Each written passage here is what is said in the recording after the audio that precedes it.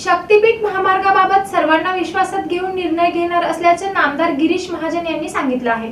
भाजप नेते आणि मंत्री गिरीश महाजन हे पंढरपूर दौऱ्यावर होते। त्या दरम्यान त्यांनी सोलापुरातील पत्रकारांशी संवाद साधला। यावेळी त्यांनी अनेक विषयांवर आपलं मत मांडलं। दरम्यान या पत्रकार परिषदेमध्ये जितेंद्र आव्हाड यांच्याबद्दल बोलताना त्यांनी जितेंद्र आव्हाड आणि राऊत यांच्याबद्दल न बोललेलंच बरं असं म्हणून ते काही बोलतात त्यांच्या जिभेला हाड नाही, त्यांना काहीतरी वेगळं बोलून टीआरपी हवा असतो, हा त्यांचा नेहमीचाच उद्योग असल्याची टीका त्यांनी यावेळी केली। दरम्यान गिरीश महाजन हे गुंड टोळी चालवतात या प्रश्नावर त्यांनी उत्तर देताना मी 35 वर्ष झाले आमदार आहे, माझी एखादी गुंड टोळी सांगा, खंडणी सांगा, वसुली सांगा, असं यावेळेस त्यांनी विचारणा केली। ठाकरे बंधूंच्या एकत्र येण्यावर त्यांनी बोलताना कोणाला कुठं जायचं आणि कोणाशी युती करायची हा ज्याचा त्याचा प्रश्न आहे। आमच्या तिन्ही पक्षांवर लोकांचा विश्वास असून निवडणुका झाल्यानंतर कळेल कोण किती प्रभावी आहे आणि कोणाचा फायदा तोटा झाला, असं त्यांनी यावेळी सांगितलं। मी 35 वर्ष झाले आमदार आहे, माझ्याकडे गुंडटोळी सांगा, माझ्याकडे काम सांगा, माझ्याकडे खंडणी सांगा, माझ्याकडे वसुली सांगा, एखादी तर सांगा ना। लोक मला ओळखतात, चांगले ओळखतात, चार्ट लवकर द्या, लवकर द्यावा। आणि खडसे त्यांना मदत करणार होते, त्यांनी सांगितलं होतं की मी त्यांना मदत करेल म्हणून, त्यांनी तो द्यावा।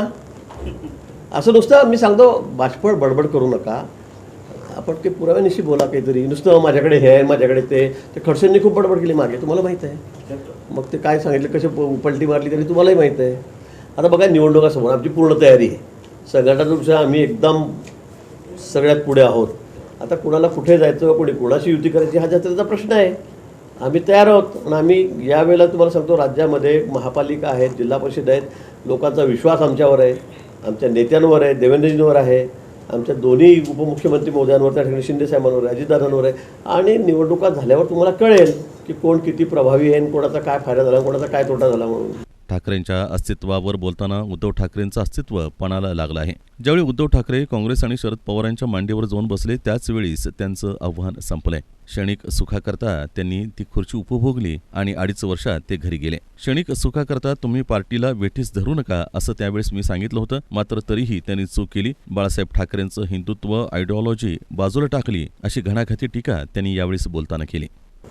पणाला तर लागलेलं आहे, पण ज्या वेळेला उद्धव ठाकरे पक्ष सोडून आम्हाला सोडून गेले, युती सोडून, ज्या वेळेला ते विशेष करून म्हणजे काँग्रेसच्या मांडीवर जाऊन बसले, पवारसाहेबांच्या मांडीवर जाऊन बसले, त्यावेळेस त्यांचं आव्हान संपलेलं आहे। थोड्या दिवसापुरती अगदी क्षणिक सुखाकरता त्यांनी ती खुर्ची उपभोगली, 2.5 वर्षामध्ये ते घरी गेले।